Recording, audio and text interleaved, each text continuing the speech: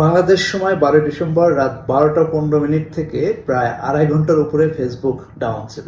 তো এর কারণ হিসেবে ফেসবুক দুঃখ প্রকাশ করেছে এবং একটি ব্যাখ্যা দিয়েছে। তো ফেসবুকের ব্যাখ্যাটা এরকম যে ফেসবুক নতুন একটি সিস্টেম ডেভেলপ করছে যার কাজ হচ্ছে কনফিগারেশন যাচাই বাছাই করা।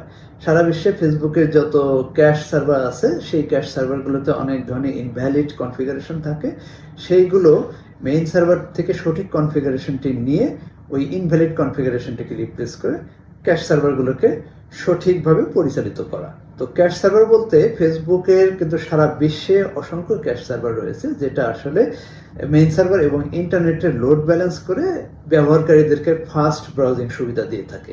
এই ক্যাশ সার্ভারগুলোতেই যেন মেইন সার্ভারের কনফিগারেশনটা অটোমেটিক্যালি আপডেট হয়, সেটার জন্য ফেসবুক এই নতুন সিস্টেম ডেভেলপ করেছিল এবং এটি ইমপ্লিমেন্ট করতে গিয়ে আসলে সমস্যাটা বাধে। ত্রুটির কারণে আসলে ক্যাশ সার্ভারগুলোতে সঠিকভাবে সেই কনফিগারেশনটা আপডেট হয়নি। তো পরবর্তীতে ফেসবুক যখন আবার পুরোনো সিস্টেমে ব্যাক করার চেষ্টা করে, কিন্তু ততক্ষণে কিন্তু অসংখ্য ফেসবুক ব্যবহারকারী মেইন সার্ভারের সাথে কানেক্টেড হয়। যখনই নতুন সিস্টেমটা সরিয়ে পুরোনো সিস্টেম আবার ব্যাক করতে যাচ্ছে, তখন ফেসবুকের ডাটাবেস ক্লাস্টার সিস্টেমটা বিজি হয়ে যায়। ফেসবুক বাধ্য হয়ে সাইটটি ডাউন করে এবং পুরোনো সিস্টেম ব্যাক করে আস্তে আস্তে বিভিন্ন ইউজারদেরকে অ্যাক্সেস দেওয়া শুরু করে।